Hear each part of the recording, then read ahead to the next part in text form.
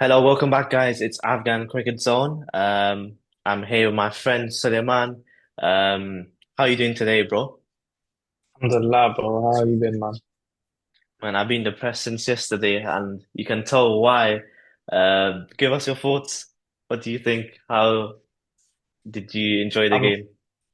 I'm over the moon, man. I had to put ourselves back on the top three. We had Podium, to podium. take out number two, take out Afghanistan, number two, second best in Asia. And now, just a nice win. Demolition job, if you want to call it that. Yeah, it was. I feel like it was worse than demolition. It was all about bragging rights, and at the end of the day, a bit of humbling. Um, but I did not expect it to be in that fashion. I expected it to be more close than I expected it to be, but not like what happened yesterday. Our batting order completely was torn away into pieces. Um, yeah, you explain how you saw that performance by the boys in green. I think, I think I was way more harsh on the batting. I think getting to a score of 140, yeah, it was actually very good. I think that's 130, 140 is about par. You want to be at that score. That's a competitive score on a pitch like this. And I think the fact that they managed to get to that score, as critical as I want to be of Farhan's dismissal, Haris's dismissal, you know, I think just getting to that score in general, I have to commend all the batters in general. Even Fakhr got 27 off, I think 26, not an amazing, not a great innings for a T20, but it shows in the end they proper held up. So overall, I'm happy with the batting. Yeah, speaking about batting, Nawaz, one day, match winner, you know, if someone did prophesize this, we know already who it was. You are my match winner.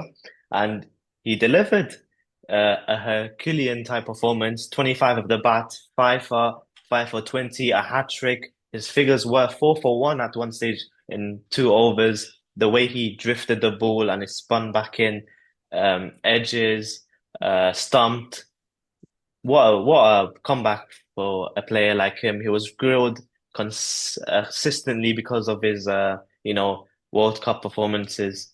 And what's your thoughts on Nawaz actually? Because I feel like he's one of the players that Pakistan really need in this T20 eyeliner. I've backed Nawaz for a while. I think for his bowling more, his batting I think has had a very good improvement. I remember in the World Cup against Zimbabwe, I think we needed three of three or something like that, and Zimbabwe managed to defend.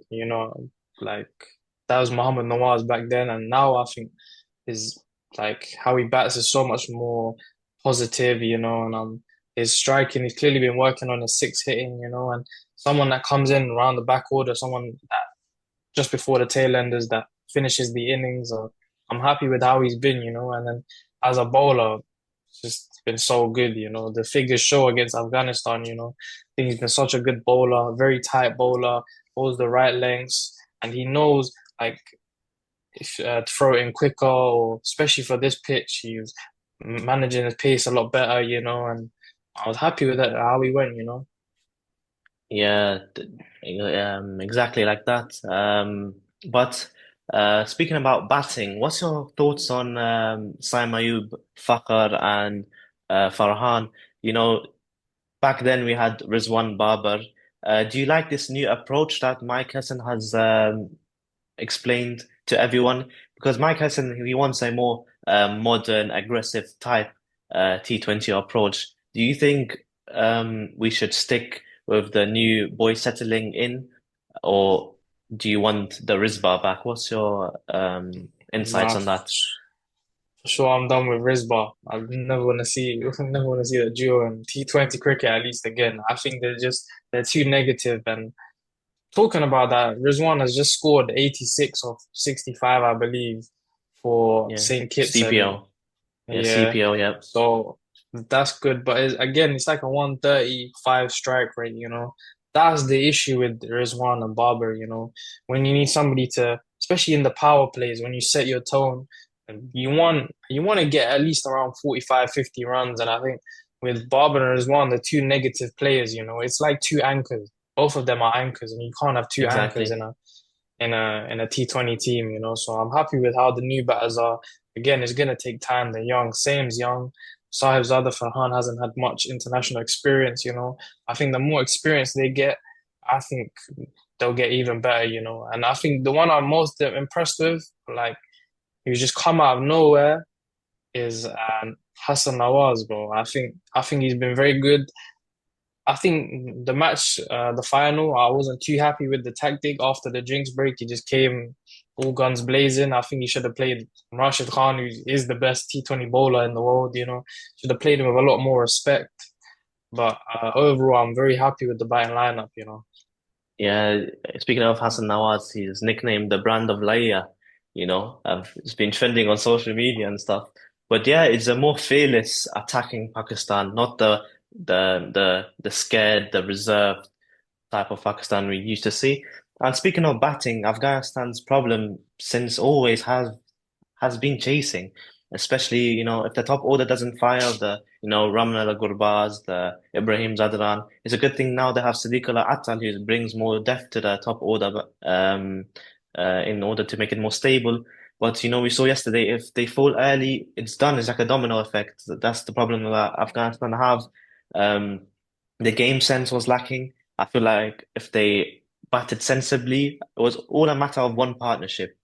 When you get that 50-run partnership, then you start to attack. But you can't really blame the top order because, Ibrahim Zadran and Sadiqullah Atal were very good in this Tri-Nation series. Gurbaz off the boil a bit. But yeah, with the all-round players, for example, Karim Janat, Mazai, who's had a disastrous tournament. Rasuli, he's a bit, he's in the team, he's a bit new. It takes time, which is good. Afghanistan will play more of these games against Pakistan, against South Africa, possibly against other teams. It takes time, but they need to improve their abilities to chase totals down. Were you annoyed about us getting 140? Would you say that was your fault in the bowling or? Actually, when Pakistan won the toss and they wanted to bat first, I felt like it was done, like the game was over, because this whole six games that we had before it, bat first and you win, bat first and get like 170. But our bowlers did exceptionally well, especially Noor Ahmed, Rashid Khan, Ghazanfar. Most of the wickets came from spin, and restricting Pakistan for 140. I had a feeling we could chase it down, but there's a bit of hiccup when it comes to Gurbaz and Atal, Ibrahim. If they don't get firing, you're gonna be backwards in the game. And we saw in the power play 29 for free after 6 overs. It was basically done and dusted. You can't really um, get runs with Zai and Masuli because they don't have that experience and just got humbled in the end. That's the word I can think right now. I'm trying to think of any other Afghan like batters that you've had and that you're missing. Is there any that you're missing right now through Actually, we've had, Zazai and Shazad back in the day, aggressive, but they are top order batsmen. We don't really need to fix our top order. Maybe there was one left-hander, Najib Al-Zadran, if you know.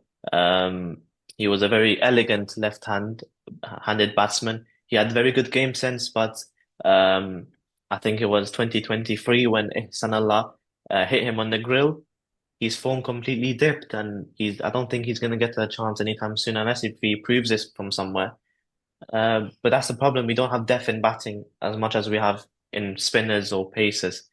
But it takes time. We're still under development. We've been breaking the scene since 2016.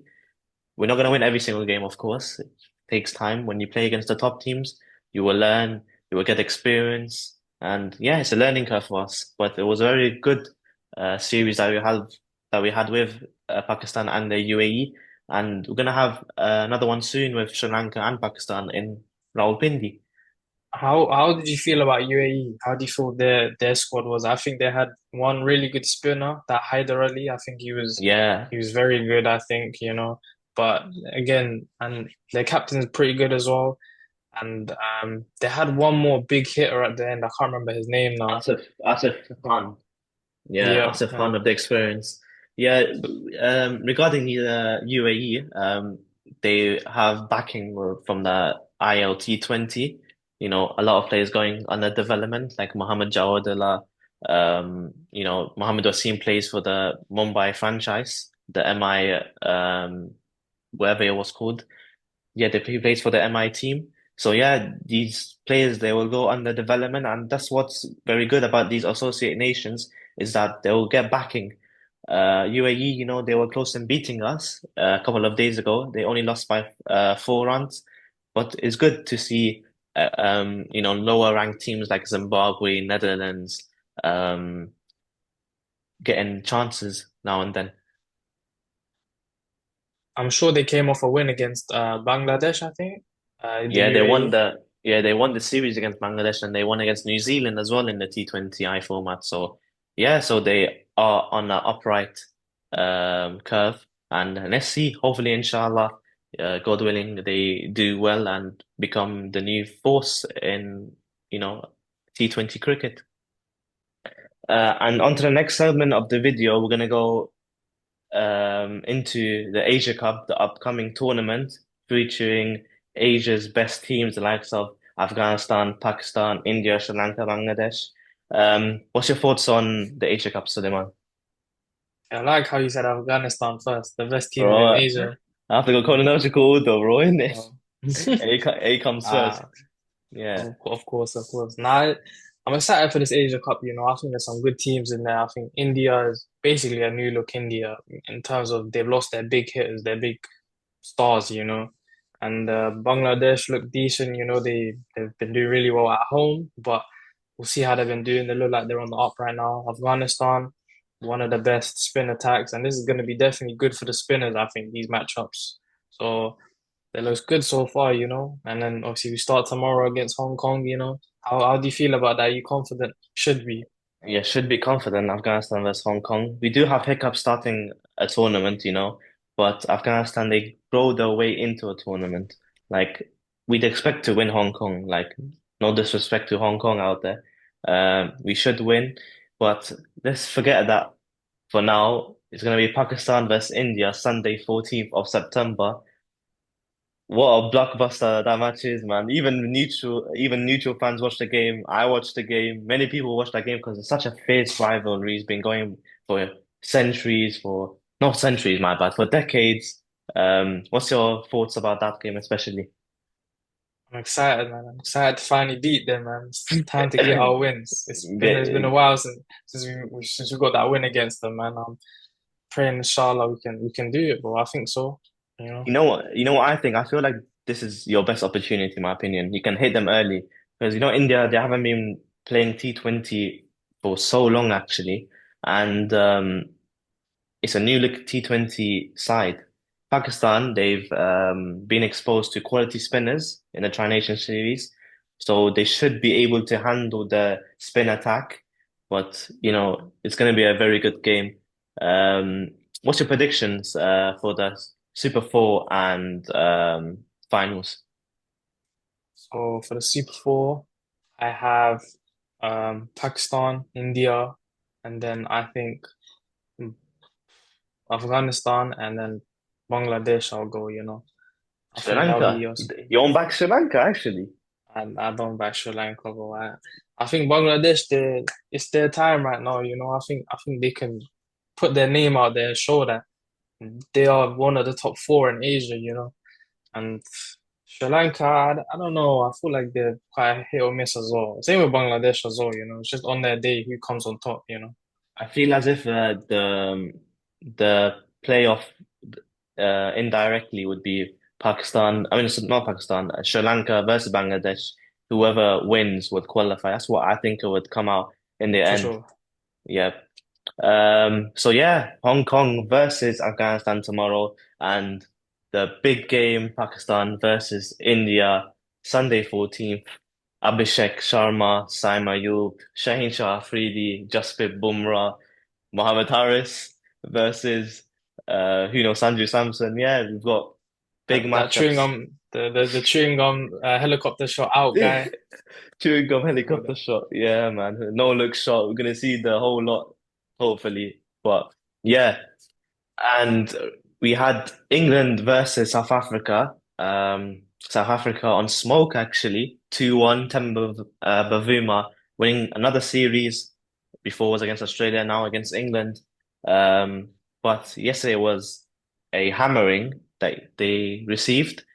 Jacob Bethel 100, Joel Root 19, ODI 100, player of the match. Jofra Archer 4 for 18, but they wouldn't really care, to be honest. What do you think the secret recipe of the South Africa side is?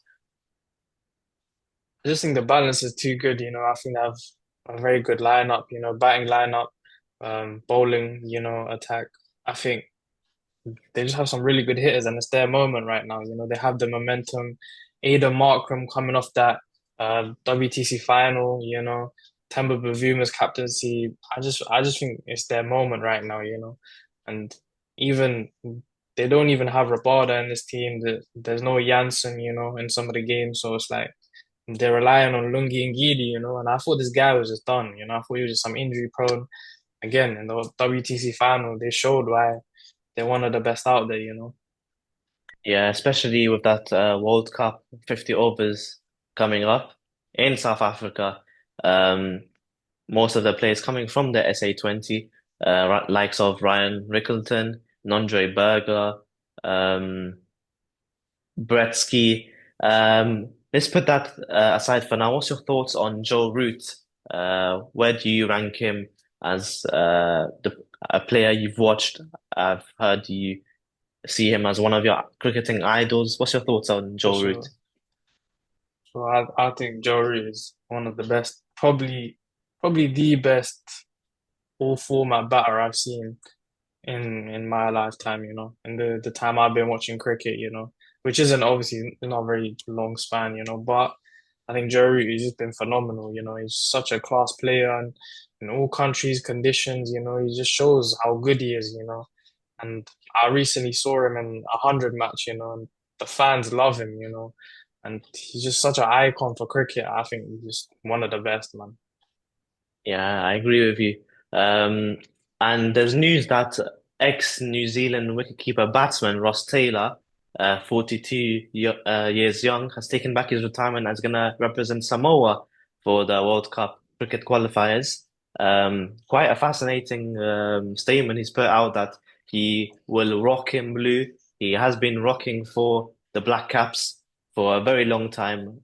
Phenomenal, exceptional player. What's your thoughts on that as well? I'm just happy to see him back, you know. I'm not sure how Samoa will get on, you know. I don't know about the rest of their team. But Ross Taylor, I know he's a phenomenal player. Does he still have it? We'll see, you know, but it'll be a treat to watch him again, you know. Yeah, I agree.